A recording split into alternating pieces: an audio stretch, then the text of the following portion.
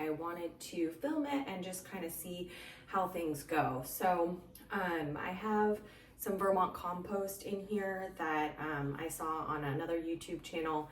And then I have this cute little soil blocker, and it's got 20 little cells in each little stamp. And so I'm gonna try and do 40 per little, this is just like a lid to one of those Tupperwares, and then a baking sheet. And I'm gonna do 2 per little lid, and then I'm gonna see how things go. So I tried soil blocking last year with the larger soil blocks, and I did a lot of things wrong, and I wasted a lot of time on that. But this year I found this little mini one, which I think is fun because you can start more things, it takes up less space, and then you can get the little template and put it into the bigger one, and then you can pot it up.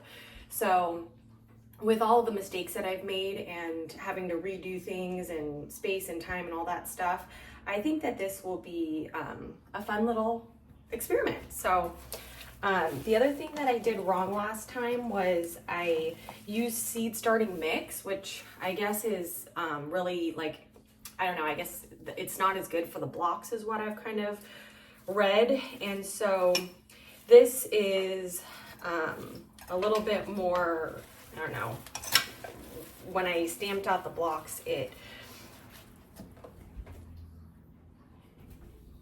stayed together a lot more. And then also I didn't wet it enough the first time, and then they just kind of crumbled. And then also what I did was I was watering from the top, so it kind of just turned into like a big tray of soil. So the other thing I learned was that you have to leave like a little channel in between the blocks so that you can water it from the side. So those are the things that I learned the hard way. So let's see how this goes. So I watched a video and they said that it needs to be like really wet, like more wet than if you're doing like pre-moistening soil for regular seed trays, because these blocks need like glue, I guess. So they said to really pack it in there.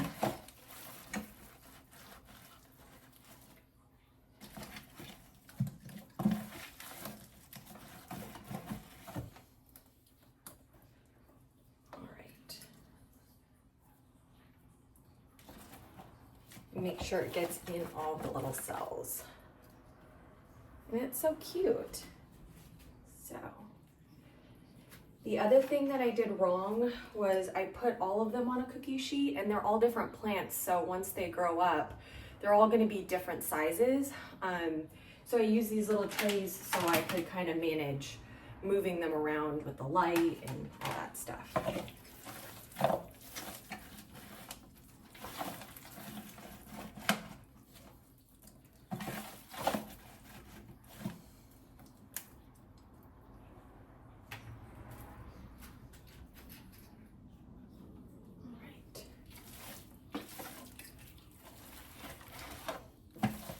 Another thing that I watched or read was that you should use hot water to kill any like bugs or insects or things that could be living in the soil. So I decided to do this in my sink so I didn't have to take out buckets.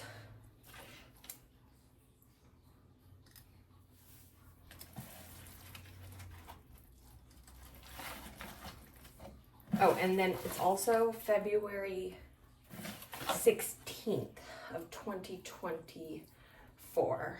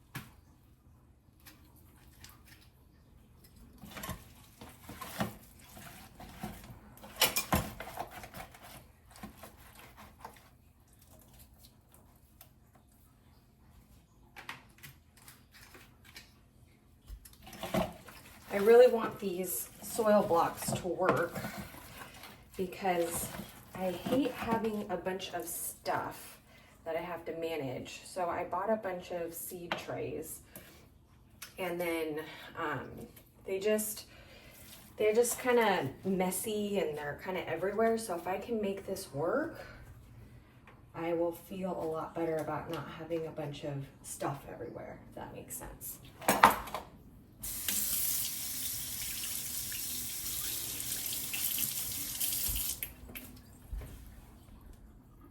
Okay, so here are the little blocks. And now I'm gonna go and grab some seeds. Okay, so I'm not the most organized person, but I just grabbed a bunch of seeds and we're gonna see what happens. So the first one is this dill, and I'm pretty sure this is the right time, so I think this will be fine.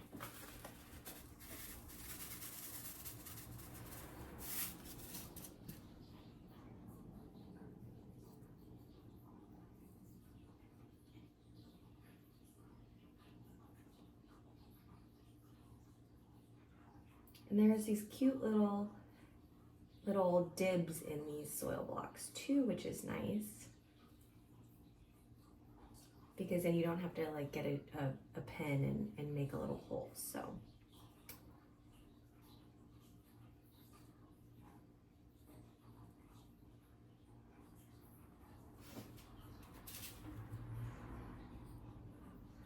So when to sow? 1 to 2 weeks before your average last frost date.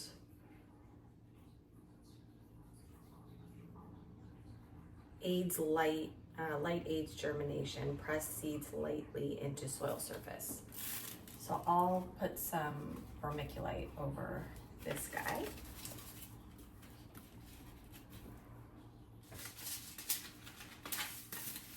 And then I started these lettuces in the fall, and just a few came up, but it was delicious. This Merlot lettuce is so good, and it's so pretty.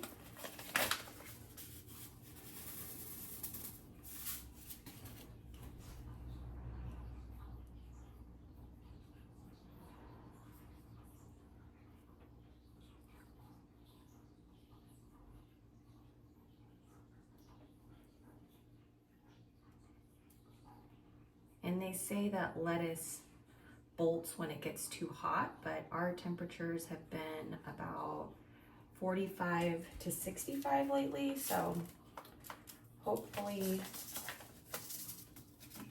we're not too late to plant these, but we will see. This Tom Thumb lettuce is really good as well. And what I did was in the fall, I actually did these just in the normal trays, and then I put them out into my raised beds, and something kept eating it, like everything I planted, over and over and over. So I got some hoops that I bought online, and then some netting, like fabric cover stuff, and so now things aren't getting in there. So hopefully if this works, then we won't have that issue. Okay, so I'll put this here. And then they gave me this free seed. So it's Yeticule. I don't know how to pronounce that, but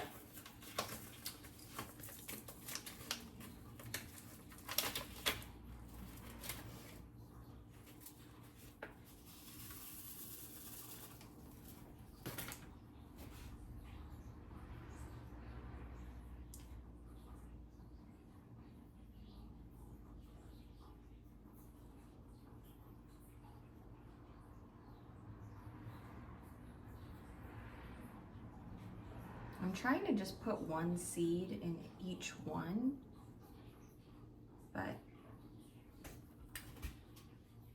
that's okay. A couple extra get in there.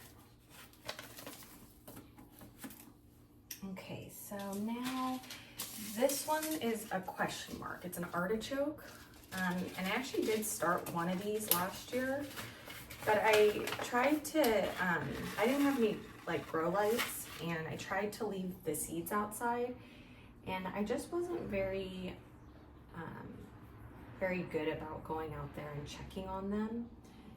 And so now I have these in my room, and it's just way easier to remember to look at them. So hopefully, only one of these came up last year. I lost the rest of them. So it's out in the garden right now, and it's looking really good, and hopefully we get an artichoke. So these seeds are a little bit bigger, but I've been watching a video on the Gardener's Workshop, and she said she does 95% of her seeds in these little things. So let's try it out. This is also, I don't know if it's too late to do this. I think that broccoli likes cool weather, and like you're supposed to do it in the fall more, but I'm just gonna give it a try.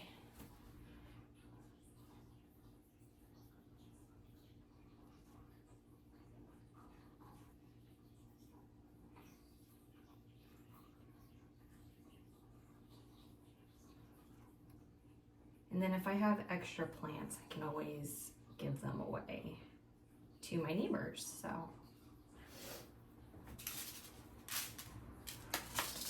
okay, so I have two more that I can do.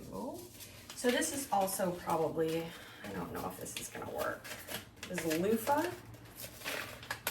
Those seeds are pretty big too, but I don't know if I want to waste that many seeds.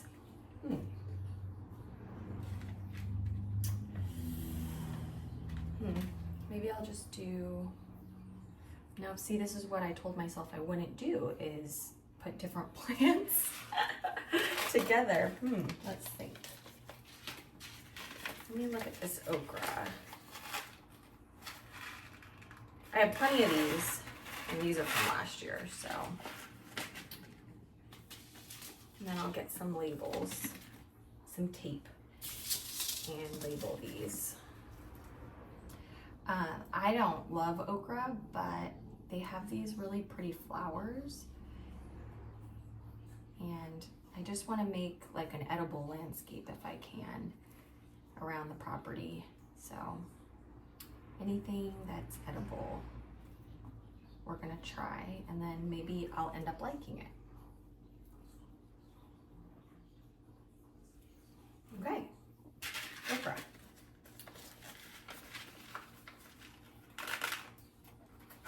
Oh, here we go. This one is also a free seed packet. Old Tokyo. Looks good.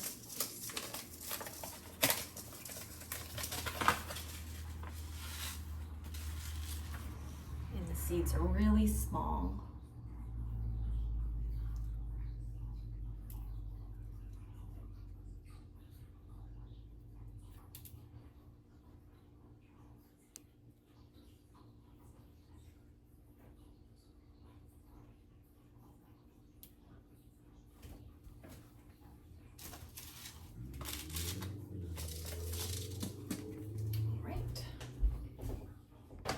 And then I'm just gonna put vermiculite over everything.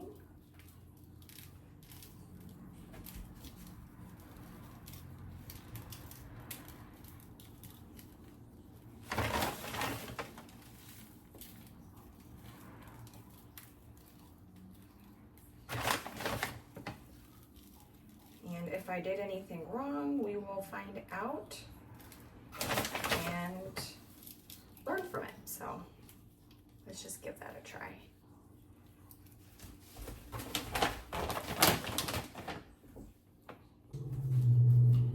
Okay, so I wanted to find the tape, like painter's tape, to do the labels, because I just really hate all these little things. They just end up everywhere, and I wanted to be more minimal, but that's okay. So I'm just gonna write on here, dill 216, and I'll just Pop it right there. Merlot lettuce, $2.16. And this is another thing I'm trying to do is label things because I was lazy and didn't do it last year, and then you just lose motivation, you know, when you don't know what it is. And it's like, why am I taking care of you? I don't even know what you are. Or if it ends up being really good, you're like, what was that? I don't remember. So, trying to get better at this. 2.16. And then also, it's really motivating when you put the date, which is also what I wasn't doing. This one's Violet de Provence 2.16.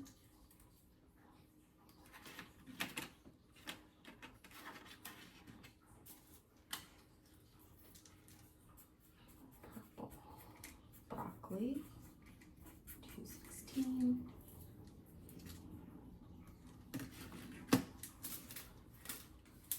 Red okra, 2.16.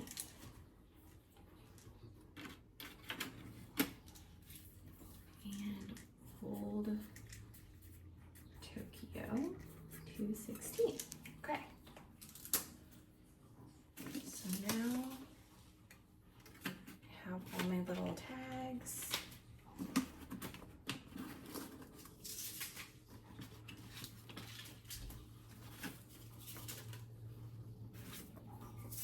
The other thing that I learned is that you shouldn't let your soil blocks dry out.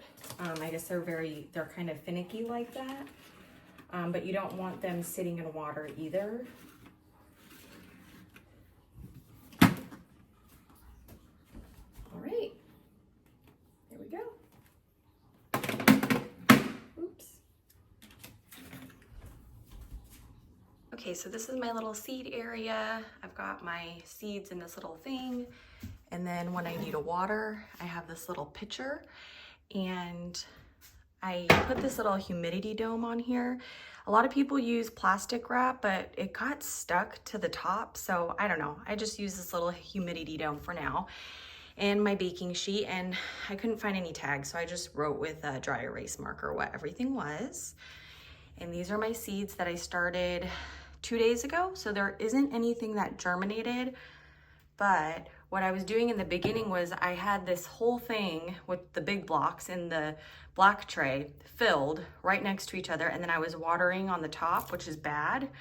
So I left a little room in between the little channels, and then when you go to water it, you just go like this and make sure it goes in between the channels. And then they said to let it sit and make sure that the water is wicked up into all of the cells, and if there's any water, that to pour it off. And then also vermiculite for mold and algae and that sort of thing.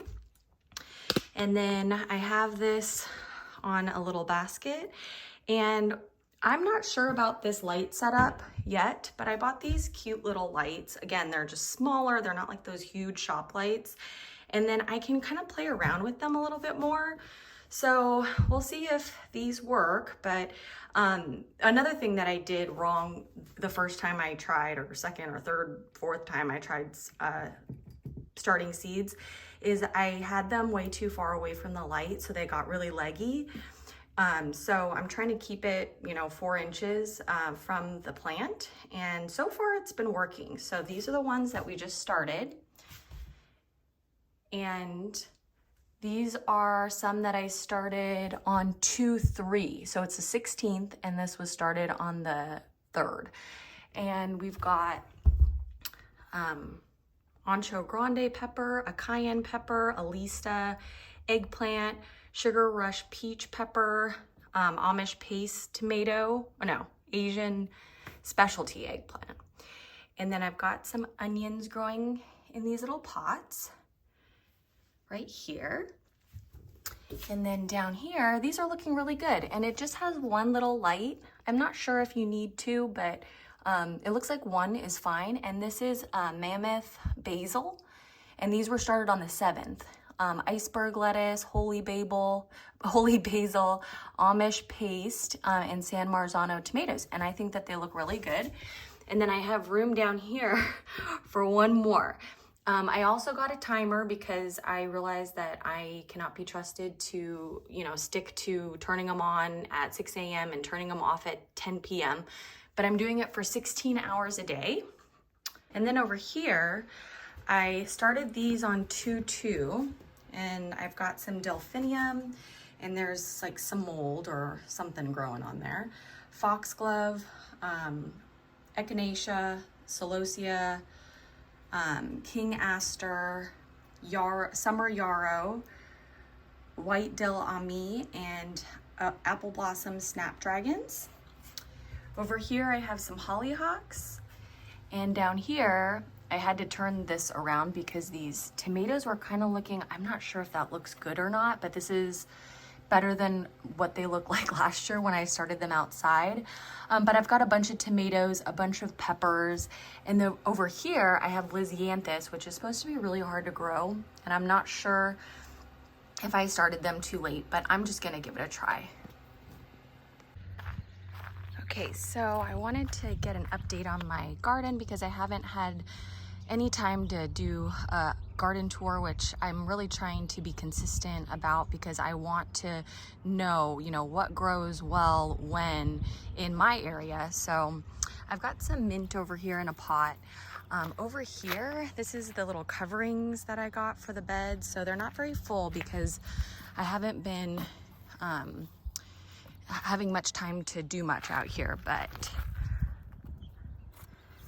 now that we have the netting, at least things aren't getting eaten.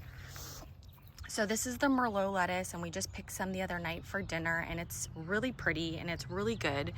And then this is that Tom Thumb lettuce, and then I've got some parsley over here, and I've got some radishes over here.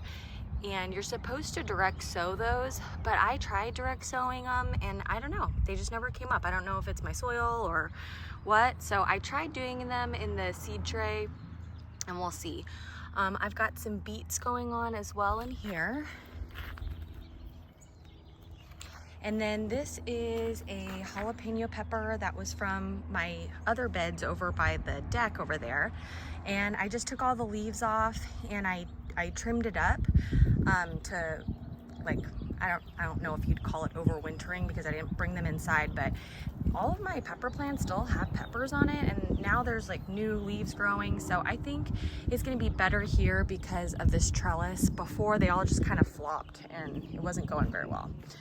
I put some snap peas down here to grow on this trellis, but I did it pretty late, so I don't know if I'm gonna get anything before it gets too hot. And then here are just some lettuce that I bought from a garden center, and I planted in here, and it's really good too. But it's just so much more fulfilling when you start something from seed. It's just rewarding. And then over here, I've tried doing carrots so many times, and they're just so difficult. So I mean, I don't see anything, and it was probably 2 weeks ago. And I did do it while it was raining because I know they like to stay consistently moist, but we'll see. I've got some cilantro in here and an eggplant from last year, and then another pepper right there. And this is the artichoke that I planted, I don't know, maybe last fall, and it looks like it's doing well. So I want more artichokes because they have these pretty flowers, and I love artichokes. So they're also a perennial, so they come back every year, so you don't have to plant them every single year. So I'm excited about that. And camellias bloom throughout the winter, so it's just such a pretty flower. And I have a few different trees, and they've been blooming at different times, and it's just really such a pretty flower. These are just wildflower seeds that I spread throughout this garden, and it's really looking great. And I don't have water going to any of that. I think that's just from the rainwater, so that's really exciting. This is what I'm most excited about. This Ruby Supreme guava has been producing all through the winter, through like January, and the fruit is absolutely delicious. Here's the guava. I picked it a couple days ago, but it really tastes just like Hawaii.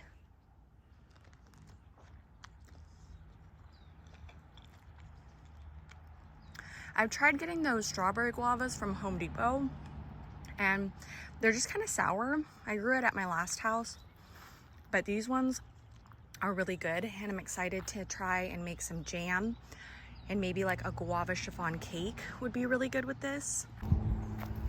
And the passion fruit is doing really well, and we're getting a ton of fruit.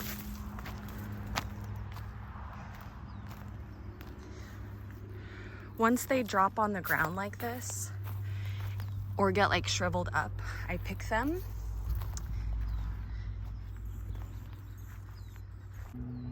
The calla lilies are blooming and looking really pretty. The citrus has been doing really good. I've been pulling Meyer lemons off this tree quite frequently, and this is a blood orange. It hasn't done much, but I'm hoping to get something maybe next year. And this is a kaffir lime tree, and I want to use these leaves for Thai cooking and curries and stews and that sort of thing. And then this is our Bear's Lime citrus tree. So this year my goal is to be more organized with the beds and have, you know, kind of more one thing or a couple things in each bed, so that, you know, last year there was tomatoes and peppers and eggplants and herbs, and it just kind of got really messy and really hard to manage. So I've got onions in this bed, and I just planted them from these little things that came from Johnny seeds in like a little bundle. Over here, I planted some celery a few months back, and then we'll see what else will go in this bed. Over here, I've got some potatoes. I've got some purple potatoes from last year that just kind of came, they're still in there. They came up and then they kind of died. And then I've got some grocery store potatoes that I just threw in here for the time being. But I heard that potatoes, once you plant them, they never go away. So this might be my permanent potato bed. And over here, I attempted to plant some cauliflower and cabbage, and they're not doing great. Over here, I've got some strawberries, and it actually has a bunch of strawberries on it, and I've picked them, but things are eating it. Here are my peppers from last year that I'm gonna probably relocate. And then here is my garlic, and I'm really excited about growing elephant garlic, which are those big ones over there. So thank you so much for watching, and I will give you an update on how things are going, and I hope you have a great day. Bye.